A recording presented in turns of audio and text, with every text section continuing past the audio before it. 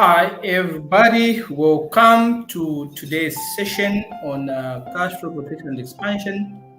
We talk about getting naked. Yeah, that sounds funny, right? Yeah, it's an amazing discussion we're gonna have, guys, around this issue. And like we always do, I'm gonna please request you guys give me some feedback on where you're watching us from. It's always nice. I'm looking at my phone. I want to see where you're watching us from. And want to learn, just to know the country where you are. Hi, Felix. Good to see you. I'm all right. It's good to see you. Hope you're all right. So, guys, let me know where you're watching us from, so that I may be able to just know who we have. Today we've come a little bit late, but it's all right. We're gonna discuss something pretty fundamental. Yeah. All right. So we have Sandy. Fantastic, Sandy. It's good to see you. Thaisa, good to see you. Sandy, it's always a pleasure to see you. So this afternoon, I'm discussing something very fundamental with you guys on getting naked and how this can help you improve your sales. All right, guys. So that's quite an amazing session we are going to have this particular afternoon. So let me know where you're watching us from. It is always nice for me to know who is watching and who is not watching. Yeah, fantastic. So let me reduce this one a bit. Good, fantastic. So guys, let's get into it. Let's talk about getting naked. All right. What is this? What are we referring to when we talk about getting naked? And how can this improve your sales? All right. Now, guys, as you already know, this is quite a very fundamental element, and sometimes it may sound quite awkward, but it's something that we need in order for us to get into what we're about to get into. So I'm going to give you a background of where I'm getting this. Getting naked is a concept that comes from Patrick, all right? Patrick Corinchoni, who wrote a book and gave it a title, Getting Naked. So Getting Naked is a book which is about overcoming our fears of vulnerability so that we can build stronger and more lasting relationships with our clients, win their loyalty, and of course, convert them into our ambassadors. So these are the principles that we want to discuss this afternoon. How can we win our clients' loyalties so that our clients can turn into our ambassadors? So the insights are especially used for service providers. If you are somebody who provides a service, this is going to be very useful for you. Or maybe if you're somebody who's into consulting, a consultant, or you're an advisor like myself and several others who serve internal and external clients, this information is going to be extremely, extremely useful to you, because you're going to learn about the naked service model to build deep, lasting, and meaningful relationships with your clients. So you're going to look at this afternoon so that we can see the context in which we are going to learn this naked model, naked service model, and how it can benefit us. All right. So here, guys, to get started, like I said, consultants worldwide, advisors, and service providers often think that they must appear strong, assured, and in control in order for them to gain clients' confidence, and that's what all of us do. But when you go to the Getting Naked book, Patrick explains why this is untrue and why it is such a danger and reason why your clients may be running away from you. So Patrick in his book explains a better way to win clients: trust, loyalty, and of course, building transparent and meaningful relationship through being vulnerable. These are some of the principles that we want to discuss in this particular session, how getting naked may really be able to help you. Right. So here, Patrick explains this into two categories in his book. The first part, of course, is a feeble aspect of things. The second part is a service model. So I'm going to talk about the two parts, a feeble and the service model, through getting naked, and how getting naked can really help you get more clients. So in this discussion, guys, we are going to talk about all these two elements here. First of all, using a feeble about two management consulting firms, Patrick here explains the three fears that hinder clients, trust, and loyalty. So we're going to discuss what are the three fears that may be pushing away your clients from you. If you're providing a service, all right, you're a consultant, you're an advisor, what are the three fears that you may have and you don't realize it that may be pushing your clients away, right? And these fears may be one, the fear of losing the business. We all have that fear, especially if you are a consultant, you are an advisor, you provide a service, you are scared of losing business. Like, for example, we saw recently Yango, we saw Orlando. There was this fear from Orlando of losing business, which forced Orlando to reduce the prices. Right. So we want to talk about that fear and how we can manage it. So fear of losing business, but also there's this fear of being embarrassed and fear of feeling inferior. Sometimes we are all scared of being embarrassed. You don't want to be embarrassed as a business person, as a consultant. There's sometimes you're dealing with uncomfortable topics, and then you have this fear of being imbalanced. So guys, please, those of you who are watching us, I request please share this video as we get into details here. And on this model, I want to mention before we get started that Patrick explain the naked service model, which we are going to look at in details. All right, what is this naked service model? So I want to look at this model with specific principles for overcoming three fears. Now, this model, guys, is built upon vulnerability, the ability to embrace humility, transparency, and selflessness for the good of the client. So as we go through this three-part model, I want you to be able to put yourself in a position of a third party and look at it from a perspective of the other person. Say, how can this affect you? How can you apply this model in your business? How can you apply this model to improve your sales, but also to build relationships with your clients? That's what I want you to focus on throughout this session. So guys, please share the video with others and let me know where you're watching me from. It is always fantastic for me to know where my audience is watching me from. That is quite helpful. Give me some feedback, some motivation, of course. That would be quite fantastic, guys. Okay, so there. All right, fantastic. It's good to see you guys. Fantastic. So give me some comments. Let me know that you guys are watching me. Please share the video. That's how you show some support. We do this because of you. Please share with your friends, tag somebody you care about, and let's get into this discussion and see how we can improve sales. Guys, in 2023, business is going to be very different from the way it is in 2022. This is why lessons like these ones are very important for you if you are starting a business.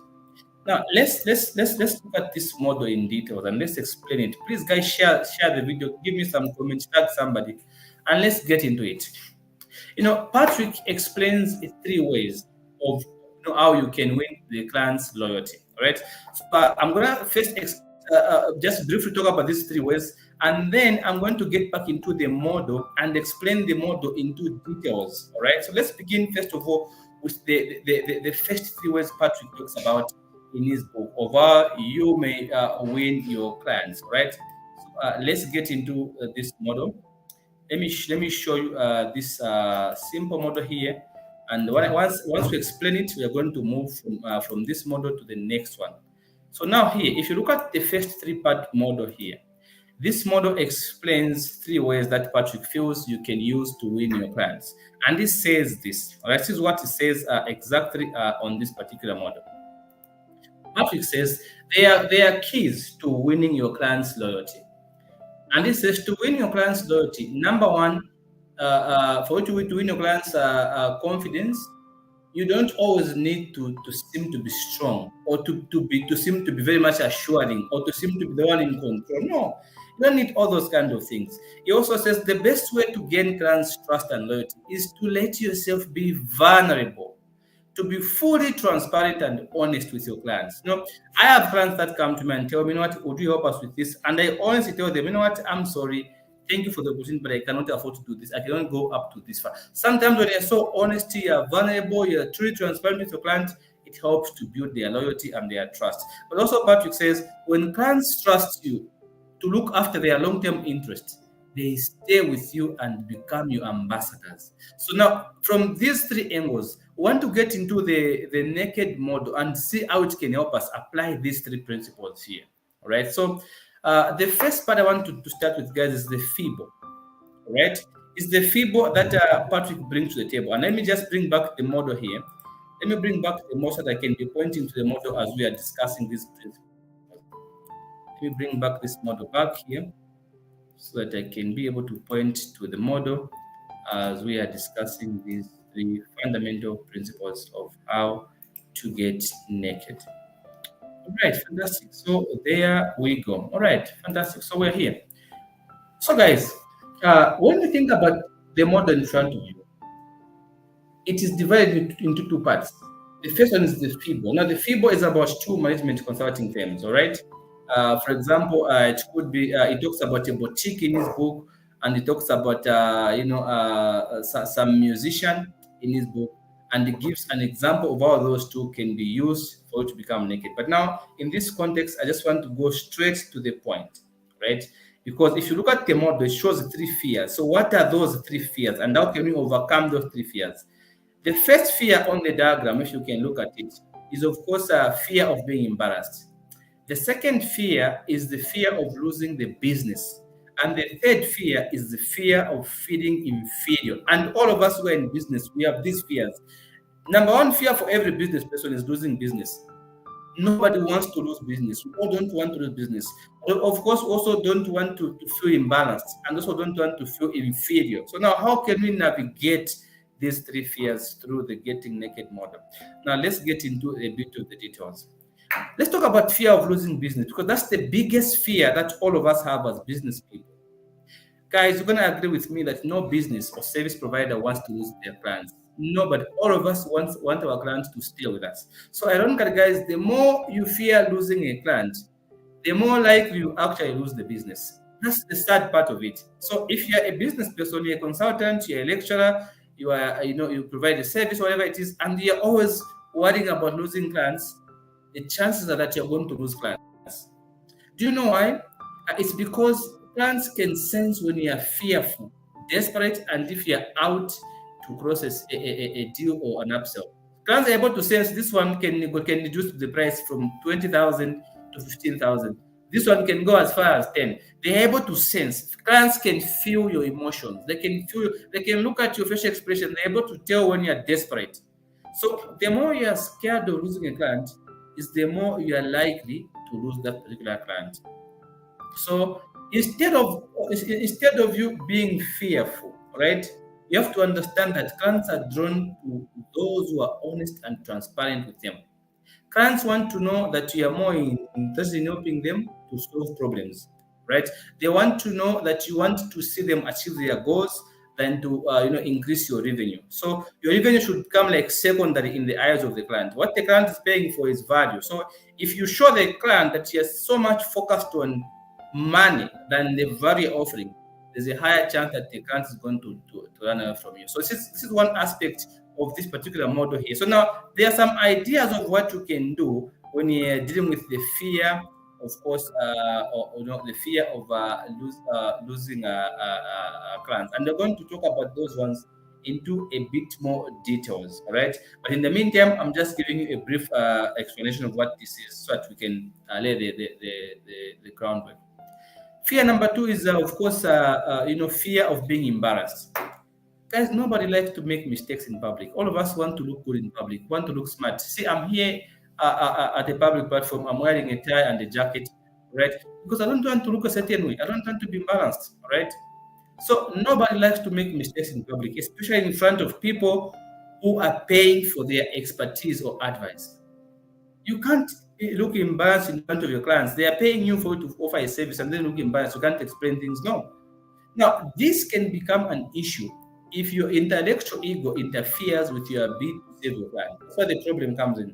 So to avoid looking incompetent, ignorant, or stupid, we often pretend to know more than we do.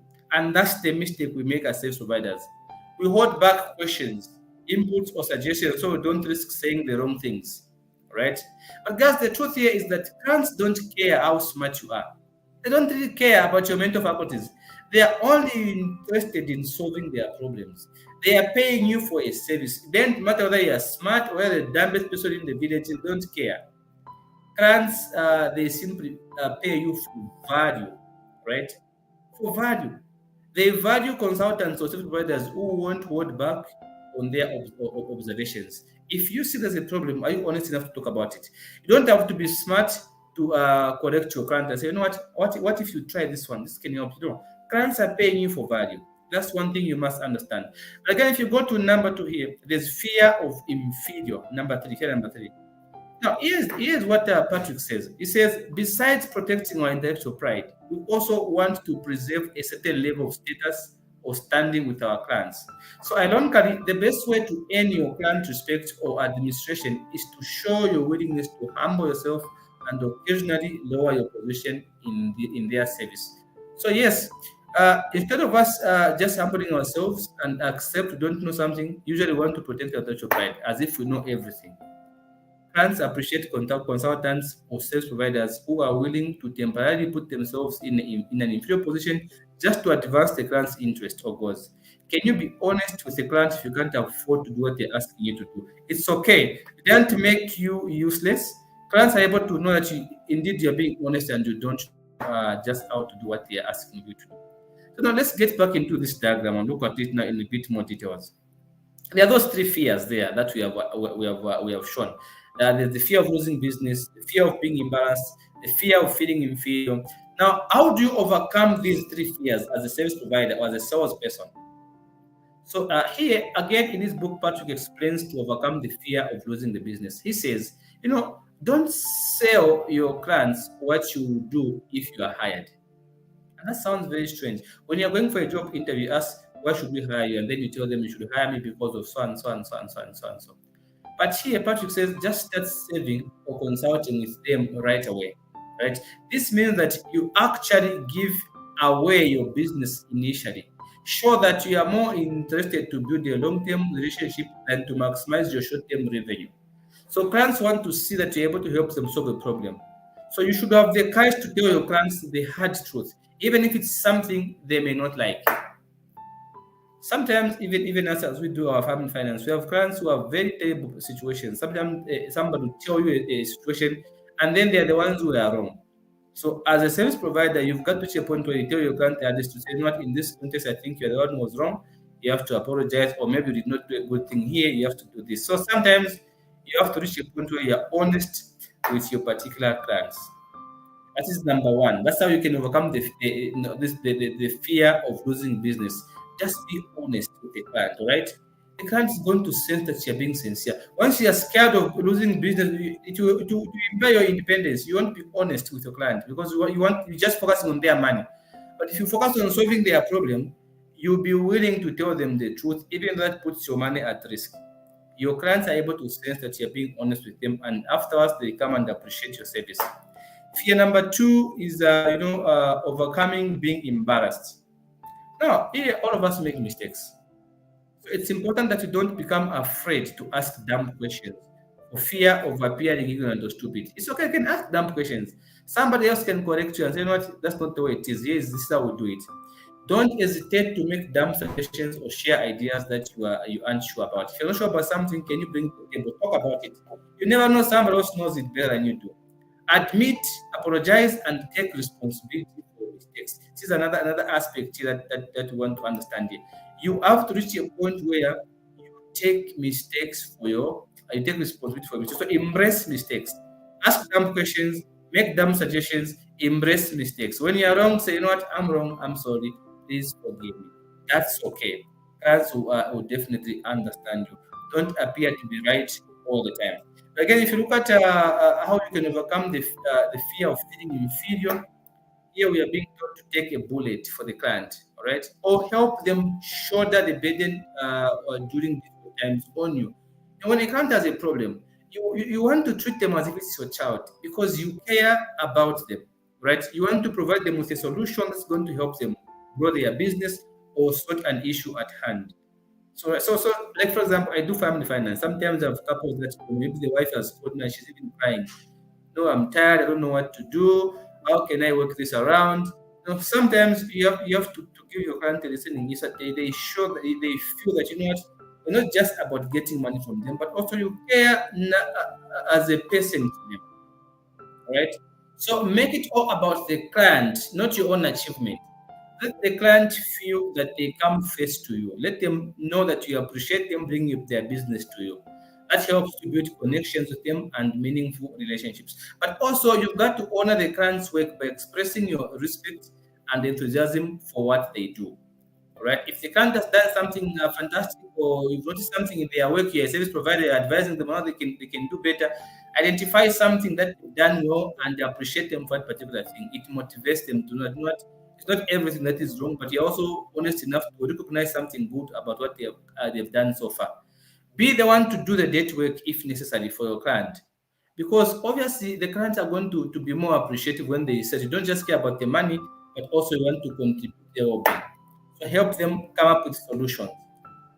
So that's how you may be able to get around the fear of getting naked. But anyway, there are lots of details around this issue of getting naked that we could go into detail when it comes to client satisfaction. But because lunch sessions are quite short, we don't do longer, and it's already 14:11. We're not going to go into a lot of details. I'm going to come back later in the day. I'm going to do a recording so that I can begin to explain more on these fears of being naked. Now, let me just give you a brief comment on this fears, guys. I'm also a service provider, and more often than not, I become scared. Sometimes you find that you're advising somebody who is richer than you, so you're going to feel inferior. Sometimes you're advising somebody who is more knowledgeable than you. You may feel embarrassed. I do family finance, and sometimes I talk to people who are 55 years old. I'm not close to that age. These are literally parents to me, right? But you find that I'm advising people that are above that age. So sometimes there's this thing of saying, what, I don't want to say that's going to make me feel imbalanced. Sometimes you just have to say things the way they should be said, right? So the fear of being imbalanced, just you can ask questions if they're done, it's okay. It's okay to make mistakes, accept if you make a mistake. But again, avoid the fear of losing the business. Because once you appear to the client that you are desperate, or once you are scared, your clients are going to sense that you are scared. Clients can feel your emotions, they can feel your vibrations. The moment you begin to become scared, they're going to know. In the end, they're going to negotiate for a very ridiculous discount because they have sensed that this man is scared. This lady can reduce from 20,000 to 10,000, and they take you all the way down. Why? Because you are scared. You've shown the clients that you're scared. So don't be scared, right? Don't be scared. Can you feel free to negotiate? Feel free to talk to your clients. If you make a mistake, feel free to apologize. And so feel free to point out the good things about your clients. Make your client come number one as you are providing a service. It is client first, then you next. Don't give the impression to a client that you won't care so much about the money. No. I charge quite a lot for people I mentor on one-on-one. And some of them, I have a client 2 days ago who came through. Should be 3 days ago.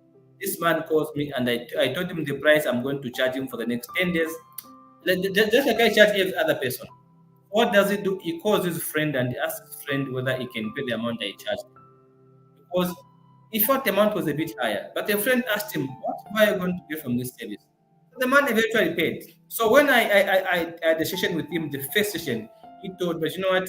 Now I see value for my money. I'm very grateful I paid for this service. And I told him, there's a reason why I don't charge 2 kwacha for my services, because I put in more. I make sure I deliver value for money. Right? So do not fear that you're going to lose business if you charge a higher price. Clients are able to know that this is good value. They're willing to pay more for value. So just focus on improving your value. Focus on being honest. It's okay to be vulnerable. Sometimes you make a mistake. Don't appear to be the Mr. I know it all. Be honest enough to your clients. You know what? I can't afford to do this. Thank you for the opportunity, but you may try and use somebody else, right? Or if you need to contract, can you be willing to go and contract? So the principle of being naked really simply means that it's okay for us to feel vulnerable. When you are vulnerable, it's like you are naked, right? You are at your lowest point. You have no support, right? So more often than not, as a service provider, as an advisor, as a consultant, or as a business person, you're going to be in a position where you are vulnerable, almost as if you're naked. There's no support, right? It's okay to become uncomfortable sometimes because it facilitates you to grow and to learn how to do these things next time. Clients will not leave you because you made a mistake.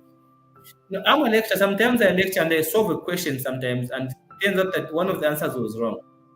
Will clients leave me because I made a mistake? No, they won't, because they know I'm able to deliver. I just made a mistake. I'm a human being. Maybe I punched a wrong number on the calculator and I give a wrong figure. It's okay. They will understand. They will not run away.